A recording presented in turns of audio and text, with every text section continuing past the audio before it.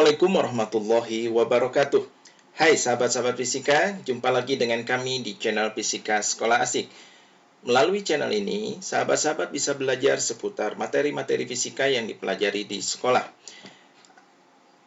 Dan pada video kali ini, kita akan membahas atau belajar tentang materi awal fisika, yaitu di kelas 11 untuk SMA atau Madrasah Aliyah tentang momen gaya.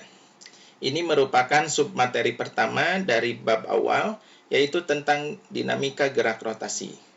Baiklah sahabat-sahabat semuanya, kita langsung saja ke pembelajaran kita, yaitu tentang momen gaya. Sebagaimana biasa, di awal pembelajaran, kita akan mencari tahu dulu apa sih sebenarnya definisi atau pengertian dari momen gaya itu.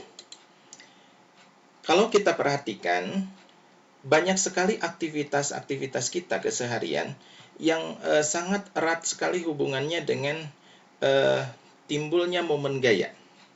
Sebagai contoh misalkan, ketika kita akan membuka atau menutup pintu, pada saat itu tentunya kita akan memberikan dorongan atau tarikan terhadap pintu tersebut, sehingga pintu itu akan bergerak rotasi terhadap engselnya, ya. Nah, tarikan dan dorongan yang diberikan oleh kita kepada pintu, itu berarti kita sudah memberikan gaya terhadap pintu, yang mengakibatkan pintu itu bergerak rotasi. Nah, itulah sebenarnya yang disebut dengan momen gaya. Ya. Jadi ketika kita memberikan gaya kepada pintu, mengakibatkan pintu berotasi, berarti kita sudah memberikan momen gaya terhadap pintu itu. Nah, contoh lain misalkan, ketika kita bersepeda. Nah, pada saat kita mengayuh sepeda, secara tidak langsung kita memberikan dorongan gaya melalui kaki kita secara bergantian, kaki kiri kanan kita pada pedal sepeda. Sehingga akibat dorongan kaki kita tersebut, pedal sepeda bergerak rotasi pada porosnya. Terus selama kita memberikan dorongan, pedal itu akan bergerak rotasi. Berarti kita memberikan gaya dan mengakibatkan pedal itu berotasi, maka sudah terjadi sebetulnya pada pedal itu yang disebut dengan momen gaya akibat dari dorongan kaki. Nah, itulah beberapa contoh aktivitas kita yang dapat menghasilkan momen gaya. Berarti dari dua contoh kasus ini dapat disimpulkan sebetulnya definisi dari momen gaya, di mana momen gaya itu atau sering disebut torsi momen gaya itu ialah sebuah besaran yang menyatakan besarnya gaya yang bekerja pada sebuah benda sehingga benda tersebut menyebabkan bergerak rotasi. Secara matematis sebetulnya momen gaya itu merupakan besaran hasil perkalian silang perkalian vektor antara vektor gaya dengan jari-jari putarnya, jari-jari rotasinya. Jadi kalau kita tulis, tau itu sama dengan vektor F dikali silang dengan R, di mana R ini adalah jarak titik kerja gaya ke poros putarnya. Nah, apabila vektor F ini, vektor gaya ini, arahnya membentuk sudut terhadap jari-jari rotasinya, seperti gambar ini misalkan, ini F membentuk sudut alfa terhadap R, maka besarnya momen gaya ini dapat dirumuskan sebagai tau sama dengan F dikalikan R sin alfa, di mana alfa sekali lagi ini adalah sudut antara F dan R. R adalah jarak titik kerja gaya di sini atau jarak garis kerja gaya ini ke poros putarnya. Nah, berarti kalau kita lihat rumus besarnya momen gaya ini, momen gaya itu berarti dipengaruhi oleh besar kecilnya gaya. Yang kedua adalah panjang pendeknya jarak antara garis kerja gaya ke poros putarnya. Kemudian yang ketiga dipengaruhi oleh sudutnya, sudut antara F dan R. Jadi kalau kita lihat di sudut nih, ini fungsinya fungsi sinus berarti ada nilai maksimum. Ada nilai maksimum, yaitu kapan? Ketika nilai sinus ini adalah 1. Maka di sini dapat disebutkan besar momen gaya maksimum atau torsi maksimum itu terjadi ketika sinusnya 1, yaitu ketika 90 derajat. Artinya F dan R ini itu harus saling tegak lurus. Tau alfanya 90. Maka rumus momen gaya ini dapat dituliskan menjadi torsi sama dengan F kali R. Ya, ini maksimum. Kapan? Sekali lagi, rumus ini terjadi ketika F dan R-nya saling tegak lurus. Ya. Kemudian, ini keterangan-keterangan rumusnya ya. Ini tau, ini disebutnya tau ya. Ini momen gaya atau torsi, satuannya Newton meter. Kemudian F adalah gaya, satuannya Newton. R adalah jarak garis kerja gaya ke poros putar, satuannya meter. Atau sering disebut jari-jari rotasinya ya. Kemudian alfa itu adalah sudut antara F dan R.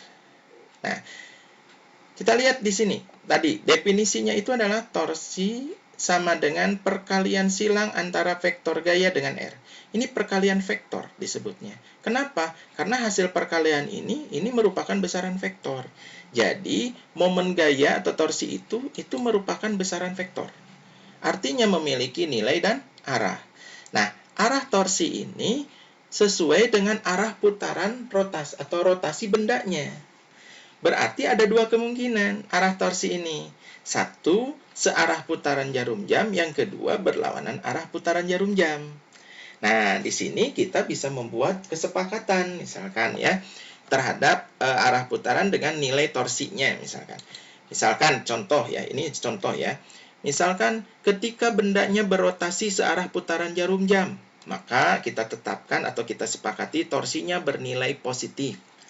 Atau sebaliknya, berotasi searah putaran jarum jam, ya, berarti torsinya nilainya bernilai negatif. Ini boleh membuat kesepakatan ini. Atau kita buat kesepakatan berkebalikan dengan ini. Misalkan berotasi searah putaran jarum jam, ternyata torsinya maunya bernilai negatif. Itu banyak di buku-buku yang seperti itu ya. Kemudian berotasi berlawanan putaran jarum jam, itu torsinya positif. Kita boleh membuat kesepakatan sesuai ya kesepakatan dengan Bapak Ibu guru yang mengejar di kelas-kelas sahabat semuanya ya. Oke. Dan untuk lebih jelasnya, di sini ada contoh ya untuk perumusan beberapa momen gaya pada batang homogen misalnya. Kita lihat, pertama, ini ada batang homogen, misalkan panjangnya L, kemudian kita tetapkan ujung kirinya sebagai poros putarnya, lalu pada batang ini dikenakan gaya. Nah, gayanya itu tepat di ujung kanan, arahnya vertikal ke atas. Nah, berarti arah gaya ini, ya, F, ini sudah tegak lurus dengan panjang batang ini ya, panjang batang homogen ini. Nah, lalu kita tentukan mana R-nya, mana jari-jari rotasinya. Berarti kita tentukan inilah jari-jari rotasinya. Kenapa? Karena R itu adalah jarak garis kerja gaya ke sumbu putarnya, ke poros putarnya. Berarti kalau kita lihat di sini, R itu sudah tegak lurus dengan F. Dan besarnya R itu sama dengan L, ya. Berarti kalau F sudah tegak lurus dengan R, torsinya pun adalah F kali R. Karena R-nya sama dengan L, maka untuk kasus ini torsinya adalah F dikalikan L. Ini untuk kasus yang pertama, ya. Kemudian kita lihat contoh kedua, kasus kedua, masih batang homogen. Misalkan ini panjangnya L, kemudian ujung kirinya dijadikan poros putar. Ya, di ujung kanan dikenakan gaya yang arahnya miring, ya, ke kiri atas. Nah, ini misalkan F, kemudian membentuk sudut alfa terhadap apa? Terhadap panjang batangnya itu sendiri. Nah, lalu mana R-nya, jari-jari putarnya yang mana? Nah, caranya perpanjang garis kerja gayanya. Nah, misalkan ini diperpanjang. Kemudian tarik garis tegak lurus ke garis gaya ini dan menuju ke poros. Kita tarik garis. Nah, ini. Maka ini adalah R-nya, jari-jarinya. Dan ini tegak lurus, ya, harus tegak lurus ke garis kerja gayanya. Dan ujung satunya ke porosnya, ya. Maka ini akan membentuk segitiga siku-siku. Ini penyikunya, berarti L di sini sebagai garis miringnya. Dan R ternyata berada di depan sudut alfa. R-nya berada di depan sudut alfa, maka secara trigonometri, ini pada segitiga siku-siku, garis yang berada di depan sudut alfa itu kan fungsi sinus nantinya. Berarti R sama dengan L sin alfa.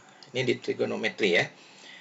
Maka torsinya F kali R, karena ini sudah tegak lurus. R-nya L sin alfa, berarti torsi pada kasus kedua ini adalah tau sama dengan F dikalikan L sin alfa. Ya. Nah, ini untuk kasus yang kedua. Jadi harus pandai menentukan R-nya yang tegak lurus dengan F ya. Kemudian yang ketiga, kita lihat masih batang homogen. Ini panjangnya L, sudut kiri, ujung kirinya dijadikan poros putar, kemudian gayanya pertama bekerja tepat pada porosnya. Ini misalkan F1 nih. Kemudian ada gaya lain, misalkan bekerja di ujung kanan nih, horizontal ke kanan, lurus, sejajar dengan panjang batangnya. Ini misalkan F2. Nah, kalau begini gimana R-nya? Mana?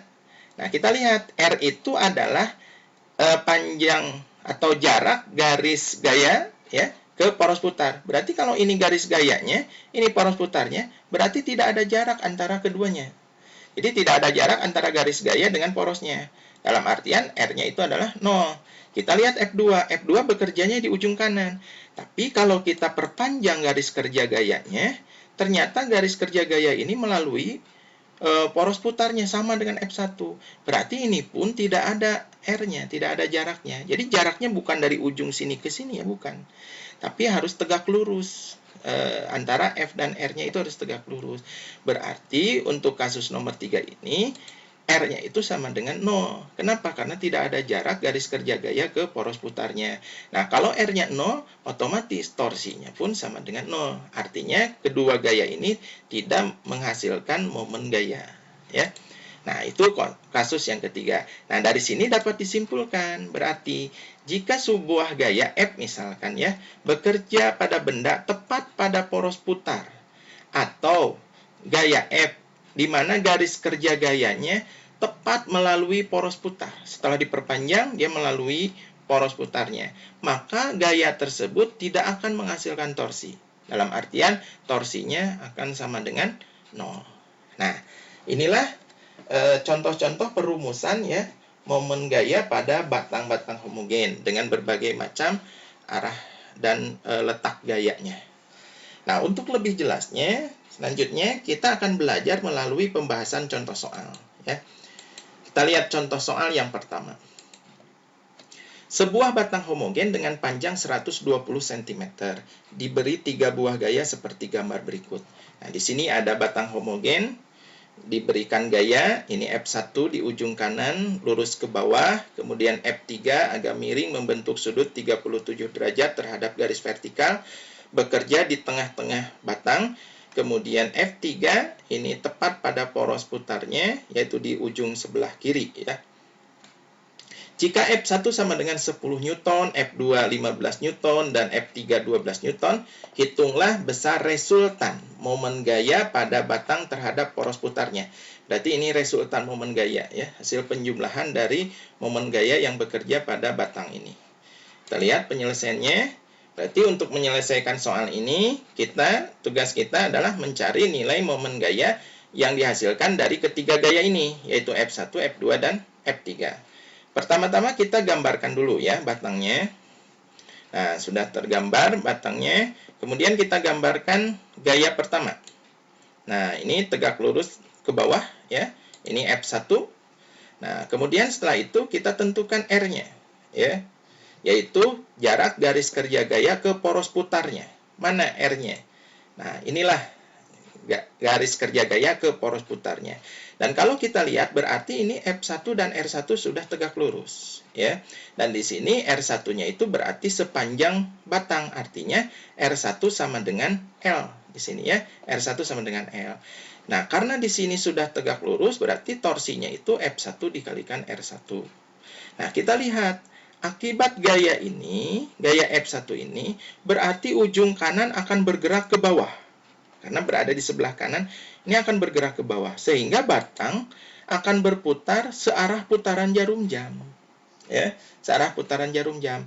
Nah, karena arah putarannya searah putaran jarum jam, maka nilai momen gaya atau torsi yang dihasilkan oleh F1 ini bernilai positif. Sesuai dengan kesepakatan awal tadi. Ya. Berarti torsi satunya itu adalah F1 kali R1. Dan di sini karena R1-nya sama dengan L, berarti F1 kali L.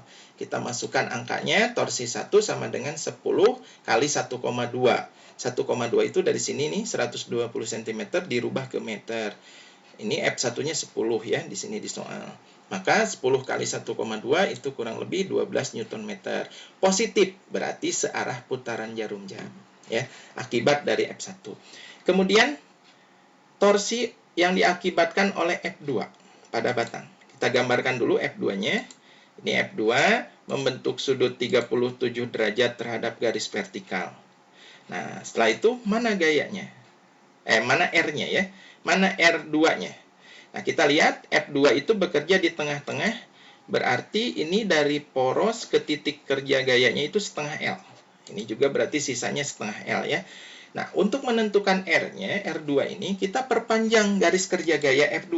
Nah, misalkan sampai sini kita perpanjang, kemudian tarik garis tegak lurus garis gaya ini ke poros putarnya. Nah, ini ya, ini tegak lurus, berarti inilah R2-nya. Ya. Nah, kita lihat sekarang, ini membentuk segitiga siku-siku. Ini penyikunya, berarti setengah L ini adalah garis miringnya. Nah, sudutnya berapa?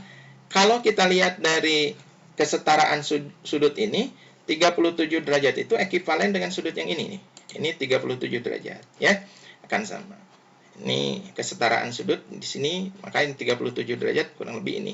Berarti R2 ini berada tepat di samping sudutnya, di samping sudut 37 derajat. Nah, berarti secara trigonometri, nah, kalau misalkan di samping sudut, ini garis miringnya, ini dirumuskan, ini garis miring dikalikan kosinus 37, ya. Karena ini berada di samping sudut. Nah, kemudian, akibat F2 ini, yang bekerja di tengah-tengah di sebelah kanan poros, berarti batang di sebelah kanan akan terangkat, ya, sehingga akan berputar berlawanan arah putaran jarum jam. Nah, ke sini, ya, akan berputar berlawanan arah putaran jarum jam. Berarti sesuai kesepakatan nilai torsinya harus negatif. Maka torsi 2 di sini dirumuskan negatif F2 dikalikan R2 karena sudah tegak lurus nih. R2-nya mana? Setengah L cos 37. Berarti negatif F2 dikali setengah L cos 37. Kita masukkan angkanya, torsi 2 sama dengan negatif 15 dikalikan setengah, panjangnya 1,2, cos 37 itu 0,8. Ya, kalau kita hitung, misalkan menggunakan kalkulator, ini kurang lebih hasilnya negatif 7,2 Newton meter. Nah, tanda negatif ini menunjukkan bahwa batang itu berotasi berlawanan putaran jarum jam akibat oleh F2. Ya. Kemudian kita cari torsi ketiga oleh F3. Nah, ini ada F3 ya, ke atas, tegak lurus ke atas, tapi tepat melalui poros putarnya di sini F3-nya. Berarti otomatis R3-nya sama dengan 0. Kalau R3-nya sama dengan 0, torsinya juga sama dengan 0.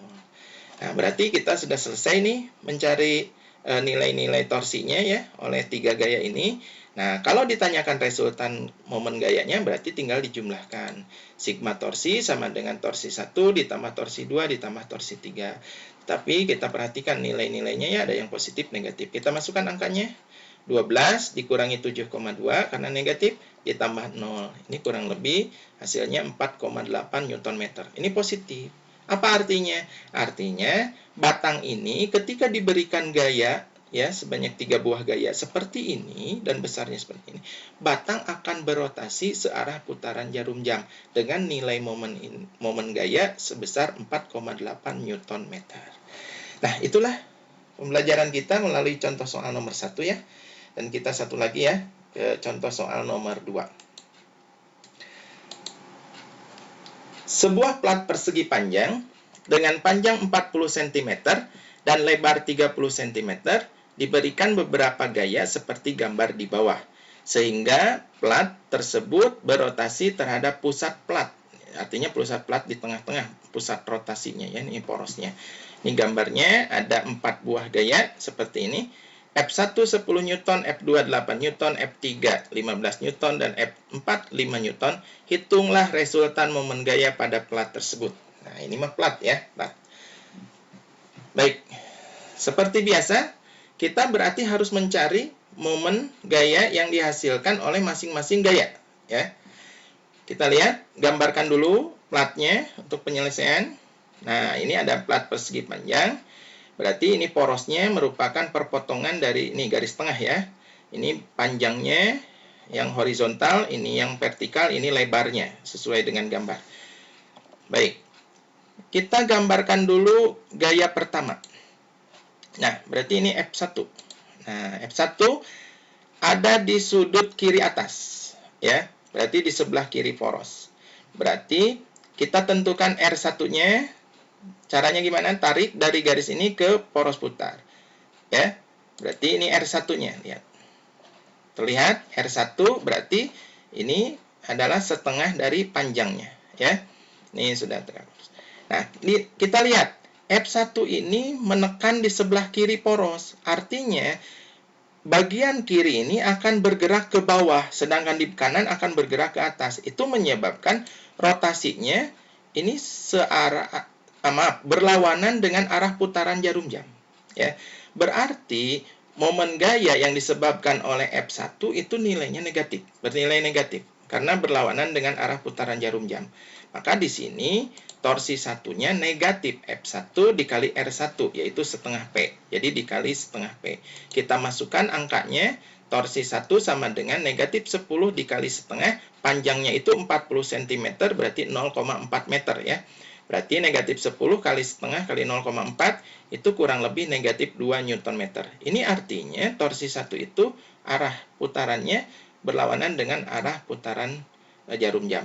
Nilainya tetap 2 ya, cuma arahnya aja ya. Kemudian gaya kedua. Ya, gaya kedua horizontal nih, tepat di tengah-tengah lebarnya di sini. Ini F2-nya. Mana R2-nya? Kita tarik garis gayanya. Nah, ini ternyata tepat melalui poros putar. Berarti kalau melalui poros putar, maka R2-nya sama dengan 0. Berarti torsi kedua pun sama dengan 0. Ya, kita lihat F3 sekarang. F3 di bawah, ya, di sudut kanan bawah. Horizontal ke kiri. Ini F3, berarti ini F3. Dan ini adalah R3-nya. Kita lihat. Ini R3-nya. R3-nya itu nih, tegak lurus F3 ini poros, berarti ini setengah L, ya, setengah L. Ini vertikal ini lebar, berarti setengah L-nya. Berarti di sini R3 sama dengan setengah L. Kita lihat akibat F3 ini, berarti yang bagian bawah akan terdorong ke kiri dan bagian atas akan terdorong ke kanan. Itu artinya plat ini akan berputar searah dengan putaran jarum jam. Nah, ke sini akan berputarnya. Ya, akibat F3 berarti akan berputar searah putaran jarum jam. Berarti nilai torsi oleh F3 ini itu nilainya positif. Ya, berarti torsi 3 adalah F3 kali R3, yaitu setengah L. Kalau kita masukkan angkanya berarti 15 dikali setengah kali 0,3. Karena lebarnya 30 cm, berarti ini 0,3 meter. F3-nya 15 ya, 15 Newton. Maka ini torsi 3-nya itu bernilai 2,25 Newton meter. Positif, artinya searah dengan arah putaran jarum jam. Baik, kemudian torsi oleh F4. Nah, F4 ada di sudut kanan atas. Dan arahnya agak miring ke atas sebelah kanan, ya, yaitu membentuk sudut 53 derajat terhadap garis horizontal. Nah, ini F4 membentuk garis 53 derajat terhadap horizontal. Nah, kalau gayanya seperti ini, berarti ini harus diuraikan dulu secara vektor F4. Salah satu caranya ya untuk menghitung momen gaya itu, ada cara kedua yaitu gaya itu harus diuraikan secara vektor, yaitu menjadi F4X dan F4Y. Ini menjadi komponen-komponen gaya untuk F4. Ya, diuraikan sehingga ini menjadi gaya horizontal dan ini menjadi gaya vertikal ya. Nah, kalau sudah diuraikan seperti ini, berarti kita harus mencari momen gaya yang dihasilkan oleh F4X dan yang dihasilkan oleh F4Y. Jadi momen gayanya terpecah menjadi dua ya.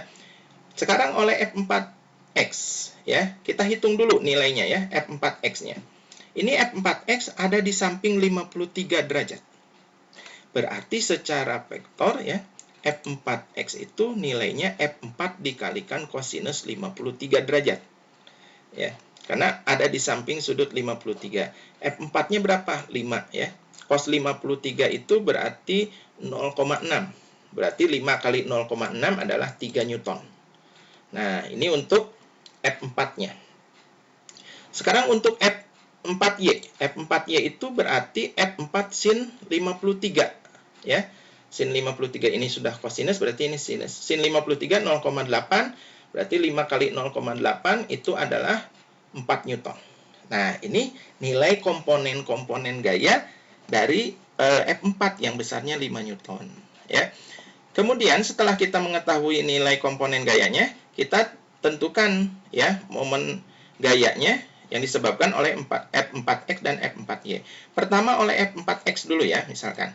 Mana jari-jarinya? Mana R4X-nya? Nah, ini R4X-nya ya. Ini karena jarak dari garis gaya ke poros putarnya ini. Garis poros putarnya ini.